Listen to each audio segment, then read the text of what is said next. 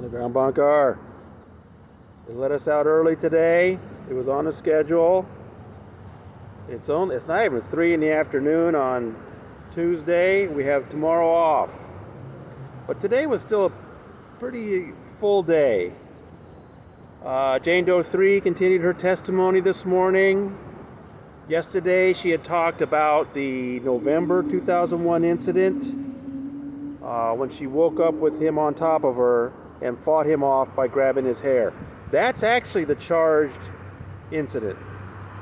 But they also needed to get to a month later, a December 2001 incident. This was when she says she and Danny went to La Poubelle, the restaurant, which is right across the street from the Hollywood Celebrity Center. And she had a drink or two, maybe 2 glasses of red wine maximum. And they were getting up to leave, and the next thing she remembers is waking up the next day in bed. No idea what happened to her. But she woke up in a lot of pain. And in particular, in her rear. And we had to go, Mueller being Mueller, he's got to ask her very specific questions. If you saw my report, you can see that it was not pleasant. Jane Doe 3 was having a hard time. She was trembling. And when we got to, what she had done, she saw blood. She realized she was torn. She was injured. And when she asked Masterson about it, she testified. He told her, yes, he had had sex with her anally. And she asked, was I unconscious the whole time? And he said yes, and he laughed about it. Now, the reason this incident is important, not just because of what he did to her, supposedly, but because this is the incident that convinced her, okay, I've got to do something, and she went to the Church of Scientology. She thinks it may have been the very next day.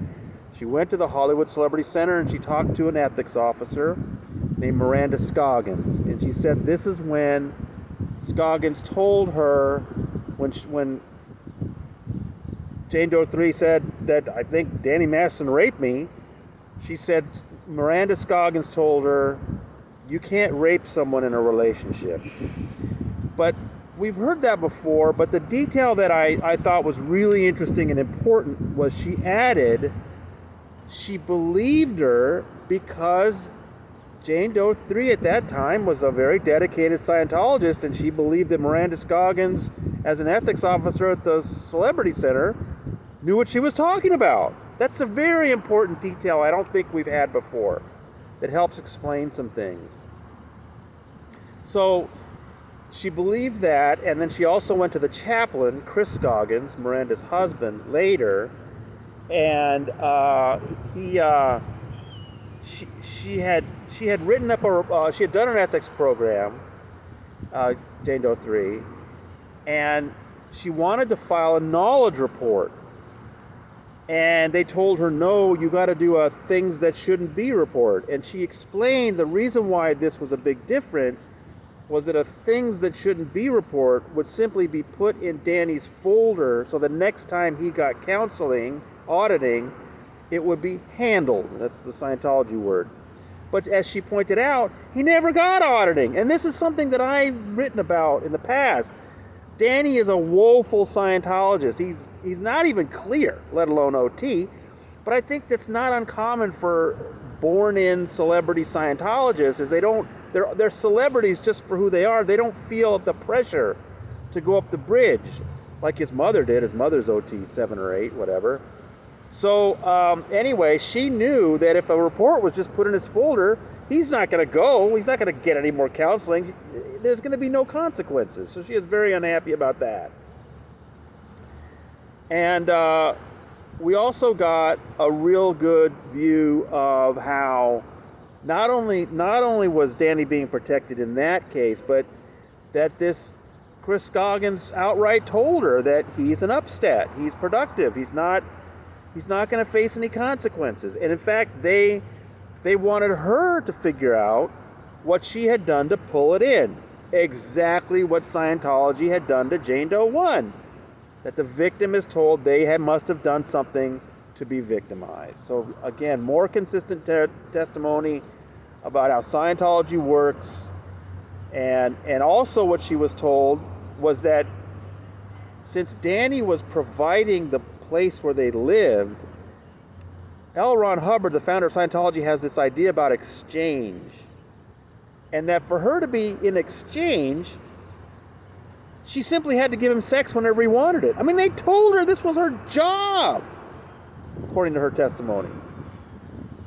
And I could see from reactions from the earlier post today that I think readers were seeing that Scientology was really not looking good today in that trial. Then the prosecution had to deal with something pretty delicate, and that is she had been through these 2 attacks in November and December 2001. She had turned them in, but the relationship continued going for a little while. She finally broke up with him, and then they still got together a few times. Now, I thought the way Mueller handled this, he knew they were going to bring it up on defense. I thought the way Mueller handled this was pretty skillful. I mean, the way he sort of couched things, I mean, look, I couldn't help thinking, yeah, you break up with someone, you see them sometime later, you get together, and then you realize, why did I do that? Come on, we've all been through that, right? And I think he wanted people to kind of feel that way about it, that she saw him 2 more times in LA and then once in New York when she had moved there. The New York incident was really interesting to me because her testimony was that they had all gone out. She'd invited him. He came to town. She invited him out with some friends. They ended up going back to a hotel room. It was very dark. They were getting intimate, and all of a sudden there was this flash of light. And she realized that Danny had set up a camera to take a picture of them while they were having sex. And her testimony was that she begged him to erase that, get rid of it, and he wouldn't do it. And Deputy DA Mueller asked her, "Did you ever see him after that? Did you ever get together with him after that?" Never. And he said, "Why?" And she said, "I realized he was never going to change." And right at that point, there was a break. Judge Olmedo called for a break. And I just thought, wow, that was a pretty heavy statement to leave hanging in the air as we all went to lunch or whatever. And that was a moment in court, let me tell you. There's so many amazing ones. But of course, the big moment of the day was when Deputy DA Mueller was asking Jane Doe 3 about Scientology's potential for retaliation and the idea of being declared suppressive, which we've heard many times now in this trial, that Scientology not only expels you, but then asks all other Scientologists to cut off all contact with you, harasses you.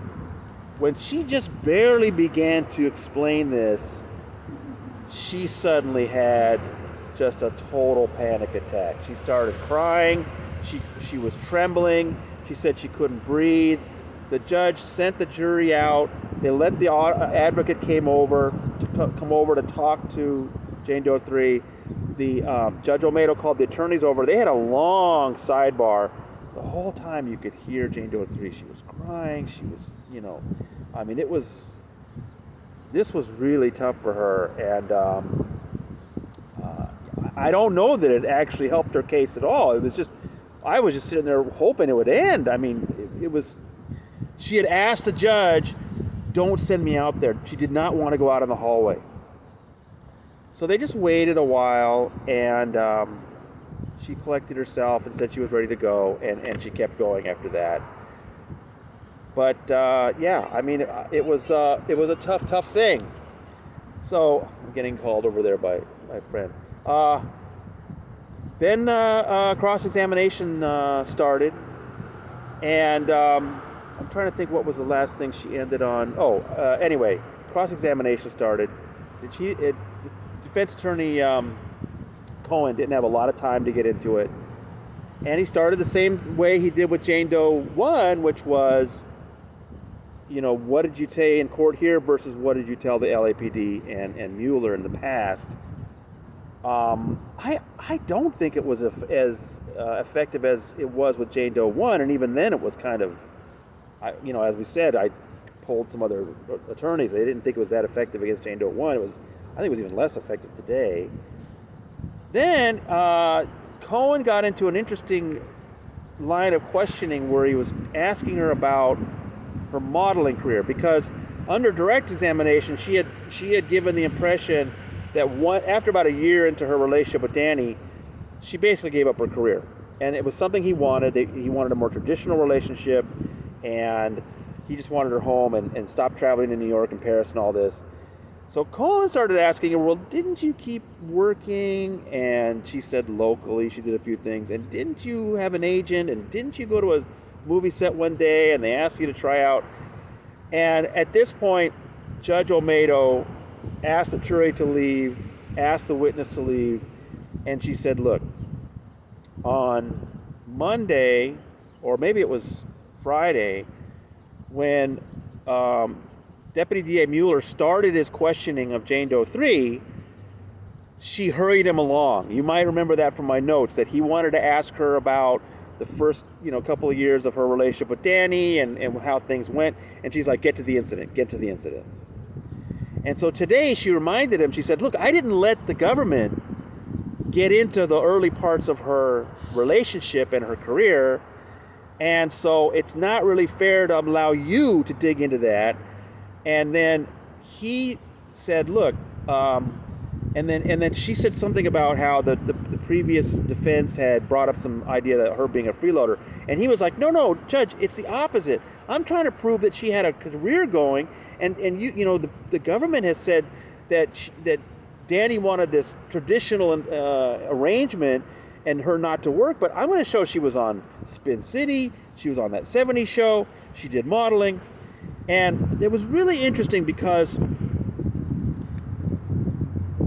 Judge Olmedo, again, cited the fact that she didn't let the government get into the career too much. She wasn't going to let defense. But there was another one of these moments when I felt that it probably would have been different with a male judge. Because remember, Chrissy's testimony is that she was working with Cindy Crawford. She was flying to Paris. She was working in New York. And now when Cohen asked her if she was still getting modeling jobs, she said it was just locally. And Judge Olmedo said, we'd really have to get into the modeling world to understand the limitation. And she doesn't want to go there. She doesn't want to spend the time. She thinks it's a waste of time. But I thought that was interesting that Judge Olmedo understood that you can give up a major international modeling career and still get a few local gigs, and it's a big change. Whereas Cohen was trying to give the opposite impression, that she kept working, everything was fine. So I just thought that was an interesting moment again, where this judge is so sensitive, not only to the Scientology content and the facts in this case, but she understands these women, and I think that's important for a fair trial. So we ended early today. There's not going to be court tomorrow. I got to think of something else to give you guys tomorrow. I got to figure this out. But we're back on Thursday, and we'll be giving you reports then. So thank you. And I want to remind you, if you're seeing this on YouTube, you're a day behind, please join us at tonyortega.substack.com. Sign up for the free emails at tonyortega.substack.com. You will get my reports from the courtroom the second I put them out. Very detailed notes on everything said in court, and you'll be on the same day with us. So please join us there. This is your proprietor from the Clara Shortridge Foltz Criminal Justice Center in Los Angeles, signing out.